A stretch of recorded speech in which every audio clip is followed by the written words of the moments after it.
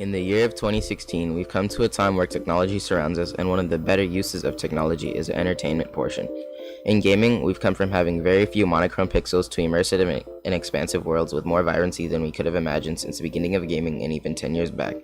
Gaming has had a strong impact among society and creates a gateway to social interaction and just plain old fun. Gaming began as just simple games attempting to recreate basic sports and other easy to process activities. The pixel count of the game Pong was only 560 pixels. Currently, the common game uses 2,073,600 pixels, roughly 3,703 times more pixels than one of the first original video games. As you see in the video display, graphical aspects play a dominant role in video games. Please enjoy this short clip of 21st century graphics in gaming so we can waste time.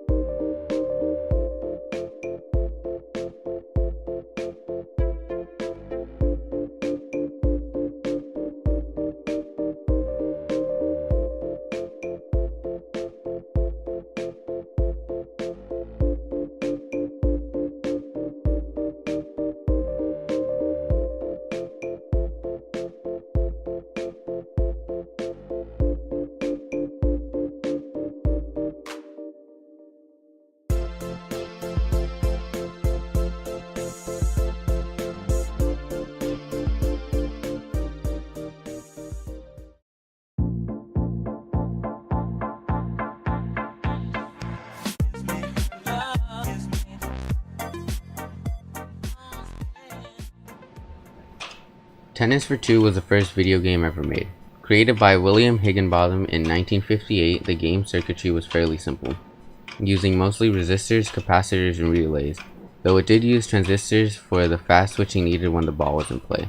The instrumentation group had a small analog computer that could display various curves, including the path of a bouncing ball, on an oscilloscope, a device for viewing oscillations, as of electrical voltage or current by a display on the screen of a cathode ray tube.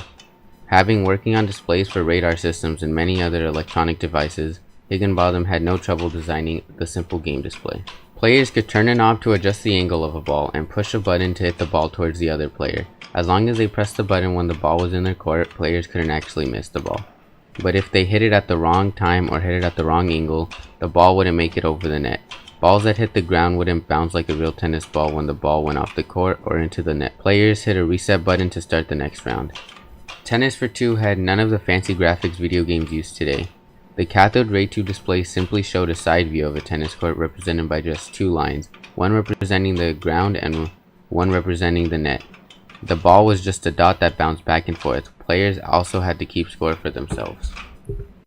Pong is considered to be the first video game ever created, but actually it's just the first video game to get popular. Pong helped video games evolve into what they are now.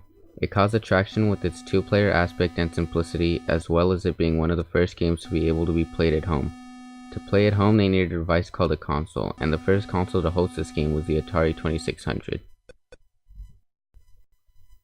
The Atari 2600 was created by the company Atari Inc. and released in 1977.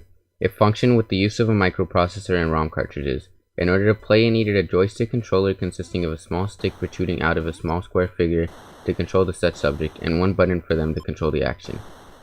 The Atari 2600 uses a different color palette depending on the television signal format used. In North America, a 128 color palette is available. In order to process the games, it had a piece of hardware called RAM, or random access memory, which is what helps processes run. It also contained an input and output switch to communicate with the information processing chip. The input and output read inputs placed into the system and created outputs for the console's capabilities.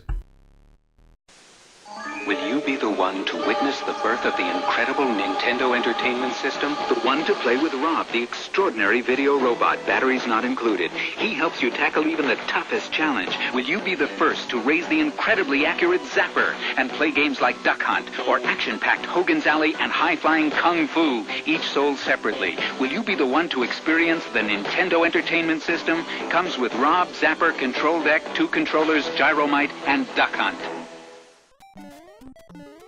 The Nintendo Entertainment System, NES or NES, whatever you like to call it, has become one of the most well-known consoles to date.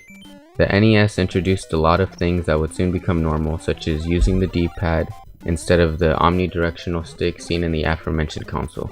It was also the first console to allow other companies besides itself to develop and publish games for its system. Although it seemed great for its time, the technology compared to now is complete. As Lorenzo read me out the specifications, in my mind all I could think of was, what the f is this garbage? My toaster has better technology than this. But besides that, the NES contained its own picture processing unit which helped move and color each pixel on the screen. Before they had red, yellow, and blue composite cables, they had to use an RF modulator and cable. An RF cable looks like this, and it's often used for basic cable, and that's about it. It's kinda lame. The SNES, or Super Entertainment System, is practically the same machine as the NES, except for the addition of the Super Effects chip. The Super Effects chip gave enhancement in 2D games, but its main feature was the ability to create 3D worlds.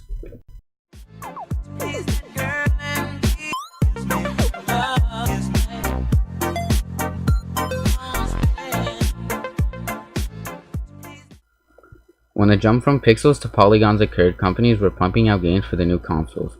The PlayStation 1 had been one of the more successful 3D gaming consoles. With gaming becoming a more popular product for the consumers, they had to step up their game and have stronger technology in their consoles. From the last generation, they had gone from 2 kilobytes to 2 megabytes to help process their new 2.5 to 3D worlds. Developers now had from 16.7 million colors to use in their creations and had a 640 by 480 pixel resolution. The PS1 was one of the first consoles to use CD-ROM discs instead of the classic ROM cartridges. These discs were able to hold 650 megabytes of storage, which is massive compared to the couple of megabytes we used to need. People must have loved the idea of 3D graphics since it was the first gaming console to sell 100 million units worldwide. Not only did the PS1 revolutionize gaming by allowing us to play around in new 3D environments, it also gave us a better way to play those games. Soon after the PS1 was released, Sony developed a DualShock controller, the first controller to feature dual analog sticks. This was perfect for the new style of games being created. The analog sticks help give you more precise control over what your character was doing. This idea of having dual analog sticks on a controller has been used by almost every console since it was developed by Sony.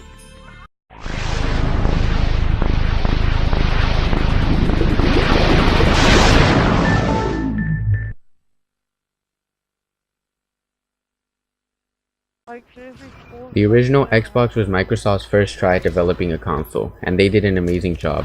The Xbox had 64 megabytes of RAM and a custom Intel Pentium 3 733 MHz Coppermine-based processor. The original Xbox was the first to do many things that would become a staple for consoles. It was the first console to have an actual graphics card developed by Nvidia, which is a dedicated card just for processing the graphics of a video game. It was also the first console to have an online service, allowing people to play and talk with anyone around the world. While the Xbox 360 or PS3 would be the more popular console to choose to talk about for the 7th generation of consoles, they didn't really do much aside from the usual boost in graphics and processing power. Instead, I'm going to talk about the Wii. The Wii was extremely different than the consoles it was going up against. Getting rid of the second analog stick and having a unique controller, it lacked in power but made up for it in innovative ideas and great exclusive games.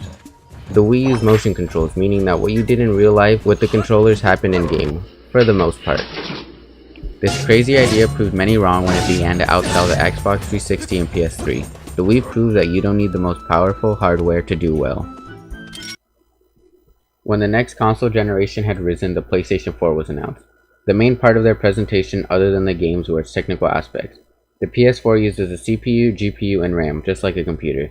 The console uses 8 GB of RAM, or over 4 million times the power of the NES, and 16 times more powerful than the previous iteration, the PS3. The PlayStation 4 holds the processing power of a computer from early 2014, which is good for its time, but it's not up to par with today's computer gaming standards. Besides that, they implemented special features to the new system. They now have a camera function that is utilized in various ways, one being motion capture. The controller can now be charged through micro USB and has a touchpad, gyroscope, and an accelerometer. Its most intuitive feature was its ability to be able to use any mono or stereo headset with the console through a stereo headphone jack on the controller. As of this year, they are releasing its own VR system called PlayStation VR. This peripheral functions through imitating a virtual world through large goggles placed upon the user's head. The goggles are equipped with its own screen displaying the three-dimensional world, but with you, the player, being immersed into the game.